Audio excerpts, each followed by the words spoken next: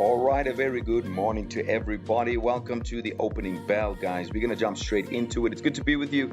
It is Friday, the 8th of August, and we are ready to push. Before we do get started, guys, please remember that we would like to inform you this information we discuss is obviously opinion and should not be construed as advice in any way. All right, so let's get started, guys. Let's get started with today. We have our opening bell and we have our charts ready for some action. All right, so first things first, guys, when we look at the United States dollar this week, we're seeing it ease in a bit of a recovery mode. If you look at the dollar index, you will quickly see that price is really struggling to get once again above the 98 point area, the 98.07 to be a bit more specific.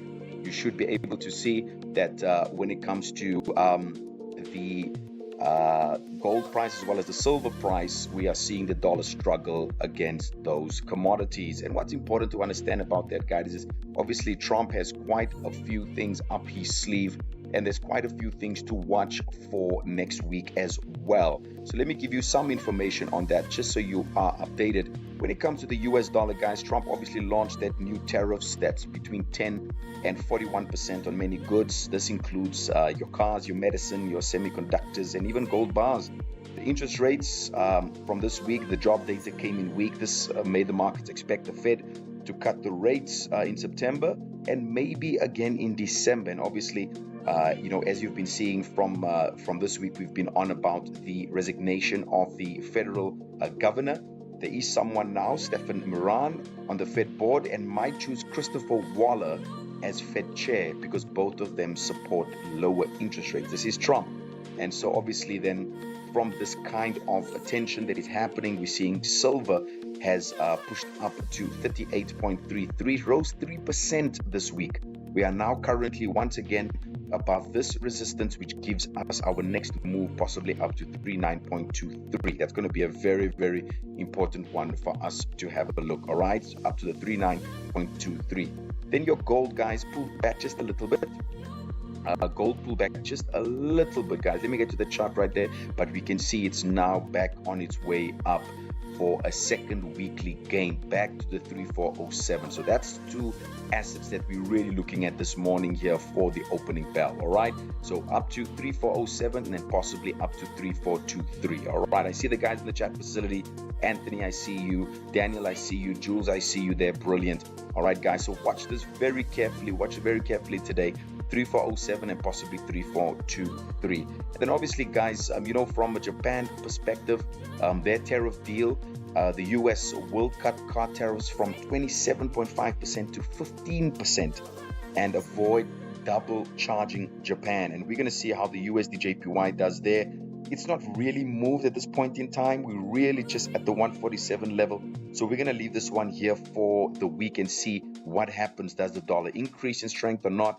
But just so you do know, guys, that the interest rates, the cut that is possibly due in September, we are waiting to see the CPI next week to make that decision, all right? And then obviously the New Zealand to the US dollar is staying put. The NZD held firm around the 0.59 here early this morning. Support from this, obviously, it's helped by the weak US dollar and the strong trade data from China. But there is concern from the local jobs data. It's weak and a rate cut is expected this month. So we're looking for possible weaker New Zealand dollar next week. We're going to have to wait and see how the US dollar performs, ends off in the week. And, if it does not strengthen, we could see quite a mixture next week. Australia, the same thing here, guys. It did stay strong. You can see it's holding right now around the 0.65. It's also up about 0.8% this week. And the reason for that is because of the good trade numbers from China and the weak US data. All right, but that rate cut ahead, the markets are expecting those cuts in November. So we're going to have to wait and see how that works out. But at this point, the Australian dollar is pushing up to the 0.6561 area. And then obviously, don't forget to watch your crypto this week as well, guys. At the end, we do have the new order from Trump that was signed. It's an executive order to allow crypto, real estate, and private equity in U.S. retirement funds. This could open up a $9 trillion US market, for these specific assets. and we are looking at what will happen with the rise then. All right, so Bitcoin at this point in time is bullish. We are hovering around at 116,773, and Ethereum is also pretty bullish at this point in time. You can see it right there.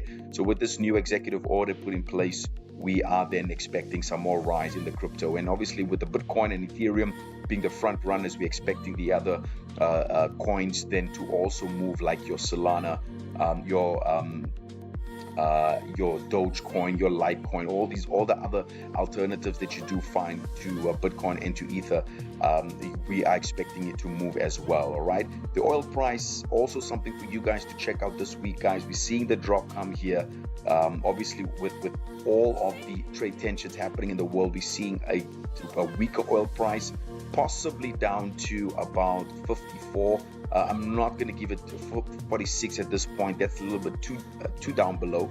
Let's say roughly down back to this low over here at around $55 a barrel. That's what we're looking at this moment in time. And then lastly, for the morning, the US 30, guys. We are seeing that the US 30 has not really pushed much. The stocks really is finishing on a mixed kind of status.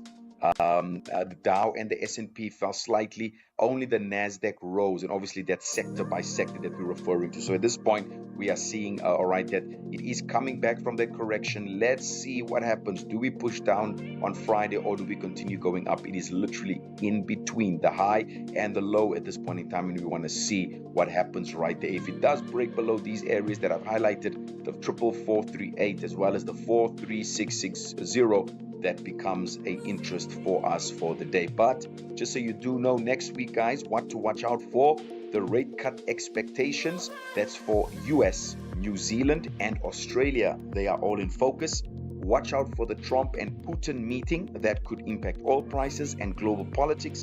Watch out for the gold and silver. Obviously, they're likely to stay strong if the tensions and inflation fear grows. And then obviously the oil prices, watch out for that next week as well. It's still under pressure, but any surprises could shake things up. All right, so that's it from us here, guys, at the opening bell. Join us in our classes, guys. We will have a look and see what is happening with our fundamentals today. We have our intermediary session happening at 3:30, as well as our advanced at 6 o'clock. That's 1800 hours. All right, I'm seeing there in the chat facility the Euro USD, not a problem. It's currently at a correction right now. You can see there's a bit of a tussle here.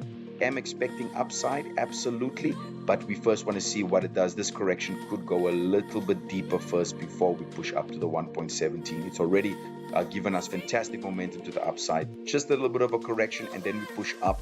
However, what we don't want to see with the Euro USD is the following: for price to come and break below this area here. If price breaks below that zone there, we will abort mission. But for now, we are still bullish. All right. See you guys next week. Don't miss out. We'll see you in our trading room at 2 o'clock for our CPI, running it and streaming it with myself and T. See you guys. Have a fantastic weekend. Ashley Reeve, I'm checking out. Ciao, ciao.